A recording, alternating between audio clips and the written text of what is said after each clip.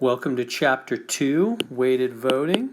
Put a Chapter 2 here, Weighted Voting. Now, we just finished a whole chapter on voting, so you might wonder what's going on in this chapter. We've already done voting. Well, this is weighted voting. It's different than individual voting. So there's a bunch of, I'm looking here, this is the textbook and this is the free book that you have online, and this goes through a lot of examples. But rather than do all that, I'm going to jump right to the point. What is Chapter 2 Weighted Voting all about? Well, there's lots of systems in society in which voting is not one vote per person. For example, let me do example number 1. Stockholders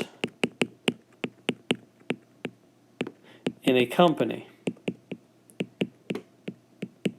If you own 30% of the company, your vote counts 30%. If someone else, if your friend owns 21%, then his vote or her vote counts 21%, and together your vote would be 51%, right? Together your votes count 51%. In other words, more than half. So in other words, if there's some issue that comes before the company, and the company's trying to decide, do we invest in this new thing, or do we, whatever action, do we split our dividends? Do we go to this other country and begin drilling or something? When everybody goes to vote on what the company's going to do, it's not one vote for one person, like when we vote for the presidential election or when we vote for so many other things in life. That was Chapter 1, one vote per person. Lots of things in life are one vote per person. When they vote for the Heisman Trophy winner, every coach gets one vote. When they vote for the Olympic city, everybody on the board gets one vote. When we vote for president or governor or senator or mayor, everybody gets one vote. But in a stockholder company, not everybody gets one vote. It depends on how much of the company you own. That's weighted voting. Your vote has weight. And if you and your friend together own 51%, you guys have complete power. You have power to do whatever you want. Together, you have enough power, more than half, to get done whatever you want, assuming it's a majority system. Number 2, how about our own United States Electoral College? That's how our presidents are actually elected, is via the Electoral College. California, I forget how many votes California has. I'm going to type into the internet right now. And it's telling me that California electoral votes, I didn't get it. 55? Maybe 55. I might have looked at the wrong website. California has 55. I think New York is second. New York has, I don't know, I'm going to guess here, like 48. And Texas, I think, is third with something like 45. So different states have different electoral votes. It depends on the different states. So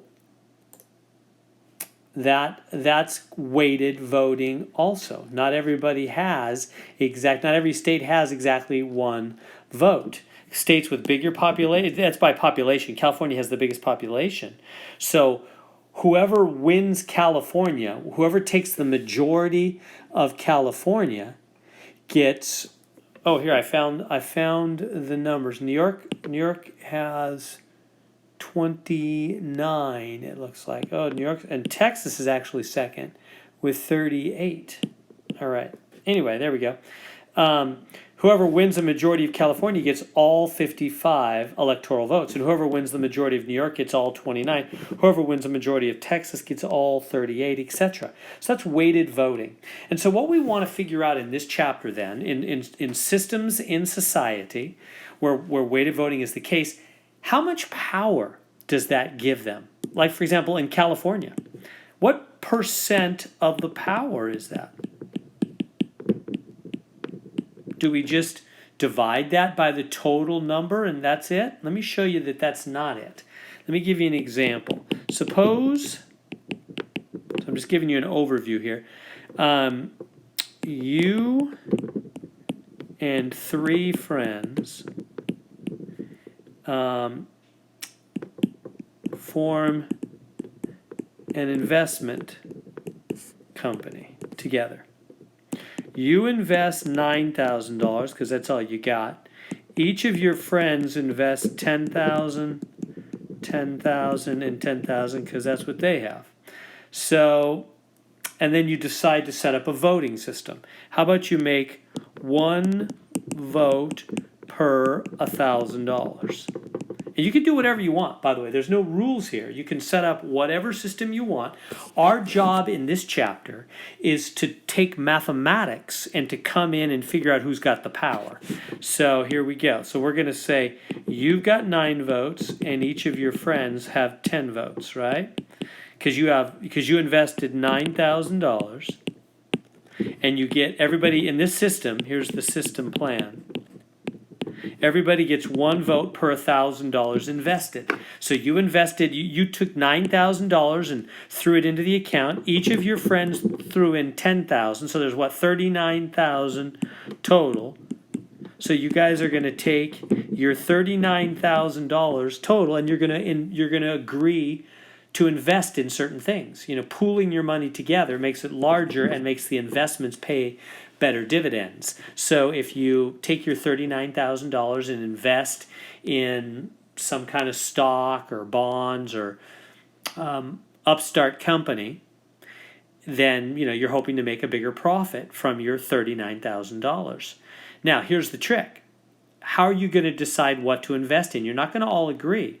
So you're going to have some system of voting to determine how you make decisions. Now, we already said we made the system is 1 vote per $1,000. So you have 9 votes and each of your friends have 10. They have 1 more vote than you, but that seems fair, doesn't it? Because they invested a little bit more than you. They've only got 1 more vote, no big deal. But here's the big deal.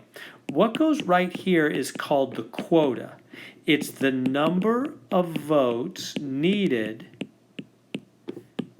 to pass a decision. So whenever a decision comes up, there's an opportunity to invest your money in some upstart tech company. Should you do it? Should you throw the $39,000 in there? Or maybe half your money? Maybe not. Maybe they're too risky. You guys have to make that decision. So the quota is the amount needed. Now it's not necessarily a majority. Different systems have different setups. Let's suppose you and your friends decide to just make it 30. 30 votes. That'll be the quota. That number in the front is the quota. And then the other numbers are the number of votes. This is number of votes for you and your 3 friends. Okay, so what does that mean? So if the quota is 30, if it takes 30 votes to pass anything, and you have 9 votes and each of your friends have 10 votes, what does that mean? Is that a pretty fair system? I mean, you only have 1 less vote than they do. So on the surface, it looks pretty fair. But if we look a little below the surface using some mathematical logic, we'll quickly see this is not going to be a good system for you. In fact, do you see that you're actually never going to be able to affect the outcome of any decision? You have no power. This, by the way, is question number 1 in the video quiz. How much power do you have?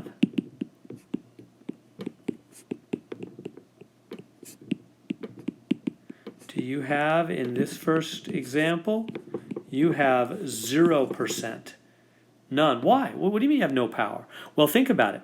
If some opportunity comes up and your 3 friends all like it, but you hate it, it's going to go ahead, right? Because your 3 friends together have 30 votes, and that makes it go ahead even though you hate it. But then you might say, oh yeah, well, yeah, that can happen, but sometimes I can make it. No, really? Can you? Let's think back again. What if 2 of your friends like something, but you and your other buddy don't? Well, then it's a no-go. And you think, yeah, see there, I made it a no-go. No, you really didn't. You really didn't. It's this friend that made it, right? Because if he changed his mind and said, okay, I like it now, boom, it's in. And it's going to go. And you think, yeah, but what if you changed your mind? What if you said, okay, I'm in, I changed my mind, I'm going to jump in with my 2 friends. 2, that's 29. It's still a no. See how you cannot ever change the outcome? You never change the outcome. There's never a situation in which you could make the difference.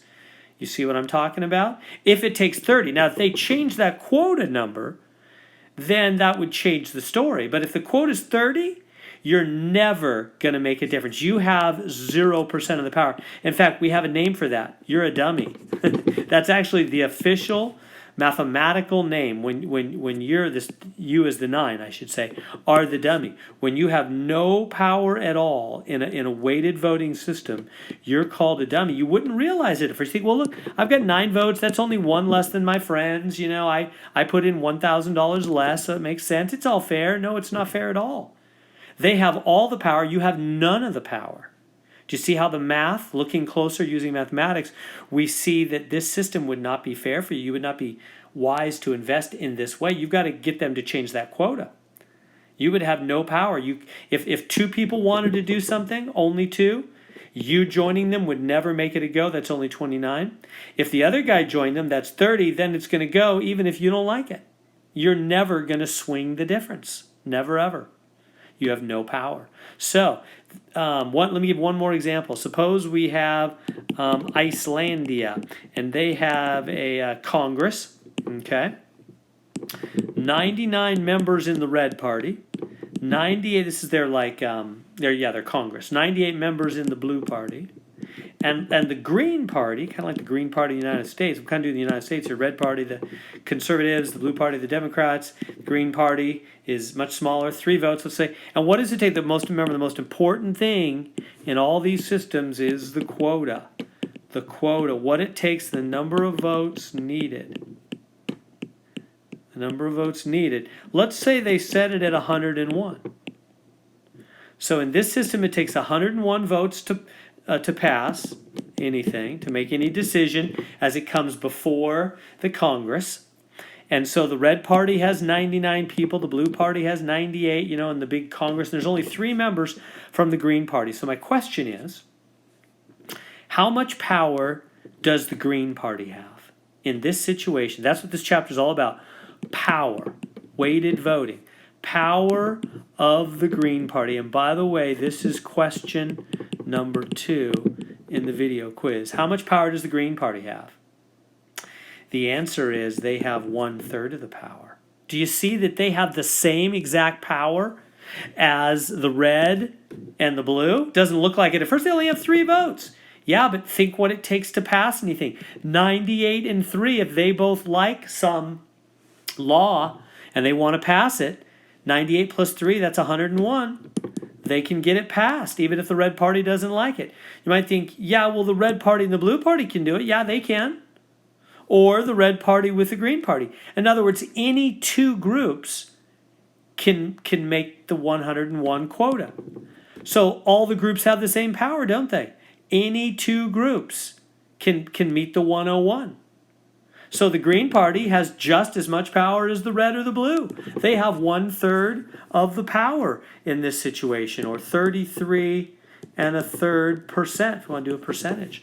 That's shocking. They only have 3 votes, but they have 1/3 of the power because of where the quota is set. Now, if we changed it to only 100, then that would change things dramatically. And that's what this chapter is all about. How can you look at a weighted voting system and use mathematics to figure out how much power people really have. In this first situation, you had no power. You were a dummy with that 30 quota with only 9 votes. And in this situation, the Green Party, they're not a dummy at all. They have equal power to the red and the blue, which might be shocking if the red and the blue knew that. The red and the blue probably haven't done the math. So that's what this chapter is all about. How can we use math to determine how the power really spreads out in a weighted voting system?